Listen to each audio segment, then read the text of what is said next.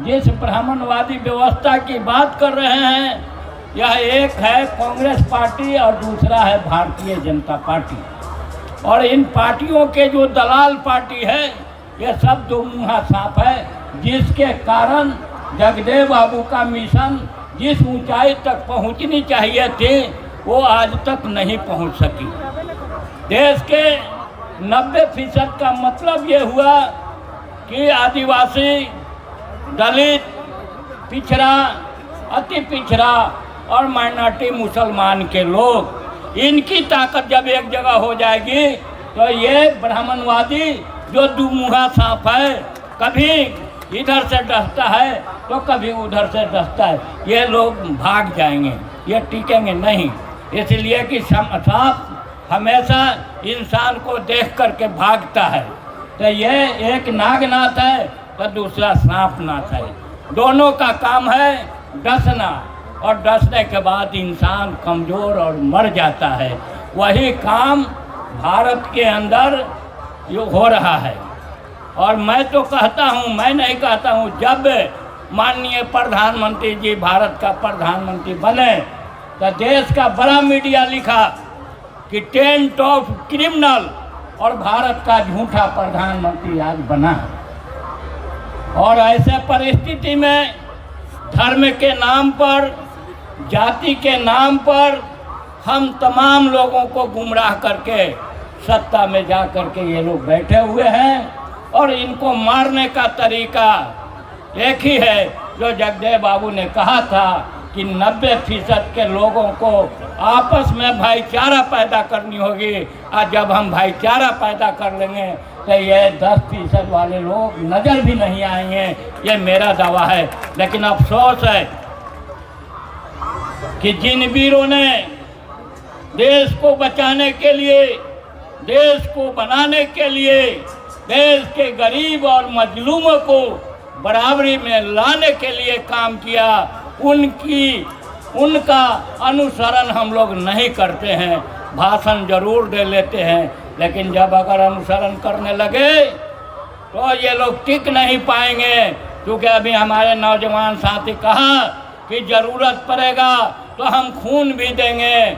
ऐसे ऐसे हजारों लोग तैयार हैं, लेकिन अफसोस है कि हमारे समाज से जो नेता पैदा हो रहा है, जो दुमुहा सांप मैंने कहा, इन लोगों को मारने की ज़रूरत है। और मारने का तरीका ये है कि जब आपसे पूछे, आपकी बात करे, आपकी भलाई की बात करे, तो आपसे पूछिए कि क्या तुम शोषित समाज दल के सिद्धांत, कार्यक्रम और नीति पर कायम हो। अगर कहता है कि कायम है तो उसको अपना बनाइए, नहीं तो उसको वहाँ से भगा दीजिए। दोस्तों, मुझे जाना भी है और मैं सुबह से लेकर आप लोगों के साथ रहा हूँ। और हमेशा जब भी कार्यक्रम होता है मैं आपके साथ हूँ और ईमानदारी के साथ हूँ। क्योंकि देश उस समय बनेगा जब देश के अंदर ईमानदार और सच्चा नेता पैदा होगा। आज 75 साल के अंदर में बेईमानों का राज है। अभी जो गठबंधन बनाया है ये नेताओं, अपराधियों और पूंजीपति का गठबंधन है।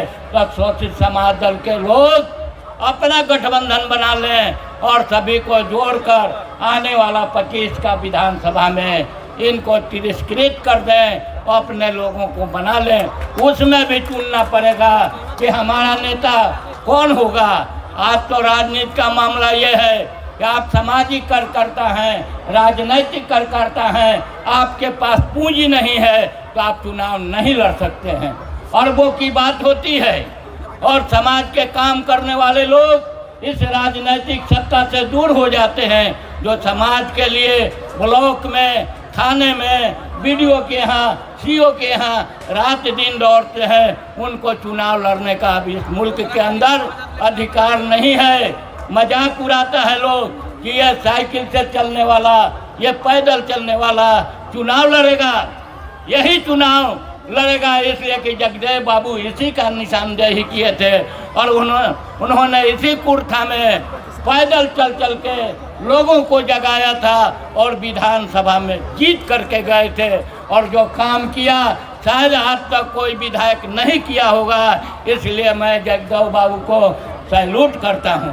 दूसरी बात यह है कि आज हमारे बीच में अफसोस और दुख के साथ कह रहा हूँ कि जगदेव बाबू को के कारवां को इस ऊंचाई तक पहुँचाने वाले योद्धा जयराम बाबू, रघुनीराम शास्त्री जी, लक्ष्मण चौधरी जी हमारे बीच में नहीं है। इनकी कमी हम लोगों को खलता है, जिसको पूरा करने के लिए रामचंद्र कटियार जी और अखिलेश बाबू हिम्मत किए हैं और ये कारवां आगे बढ़ेगा।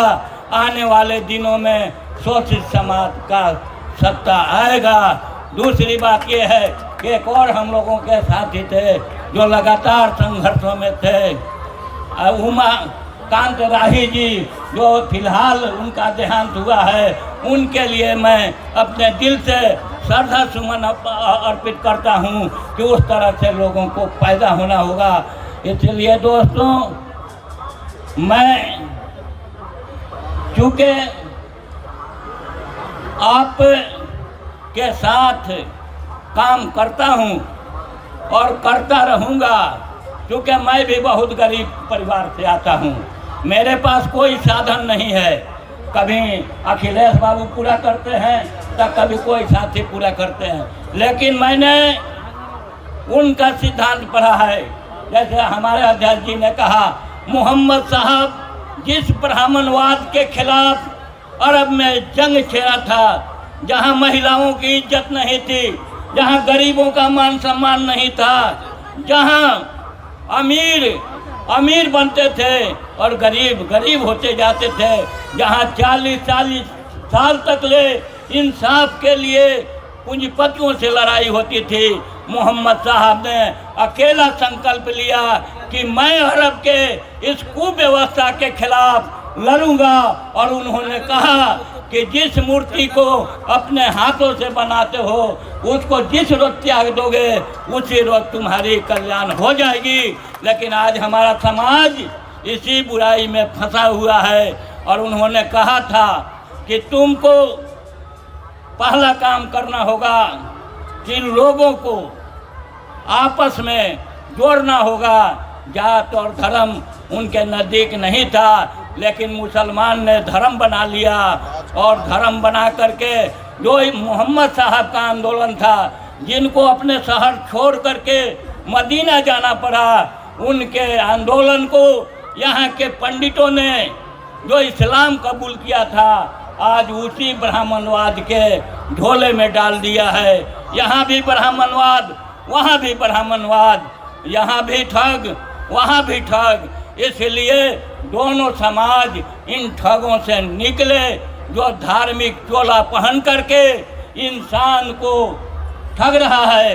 कोई भूखा, मोहम्मद साहब ने कहा था, कोई भूखा अगर भूखा है, अगर तुम खा लेते हो तो तुम्हारा खाना हराम हो जाता है। और यहाँ देखते हैं हम लोग कि डेली लोग भूखे सो जाते हैं, चौक चौराहे गली नाली में पड़े रहते हैं, कोई उनको देखने और पूछने वाला नहीं है। इस्लाम की फिलॉसफी कहाँ रहा? इसलिए इस्लाम के मानने वाले लोग, मैं तो कहता हूँ कि आज़ादी से लेकर आज तक बेईमान के जमात में खड़ा रहा और उससे इंसाफ मांगते रहा जिसने इसके साथ धोखा दिया। सच्चर कमेटी रंगनाथ मिश्रा कांग्रेस ने लाया था और इस कांग्रेस ने ला करके भी लागू नहीं किया और मुसलमान कांग्रेस के झंडा ढोने में फख्र महसूस करते हैं। जिस कांग्रेस ने 340 दिन के शासन में 400 दंगा कराया, आज वही कांग्रेस के पीछे ये दलाल मुसलमान भाग रहे हैं और चुनाव में आकर के हमको आपको गुमराह करेगा कि शोषित समाज दल के वोट का दे करके क्या करोगे, मुसलमान को बहकाएगा। और हमारे भाई इनके दलाली में आकर के अपने हक और अधिकार को छोड़ रहे हैं। आज सिर्फ जिस बिहार में मुसलमान का 40 MLA हुआ करता था, आज 20 पर सिमट गया है। यह मुसलमान की अक्लमंदी है।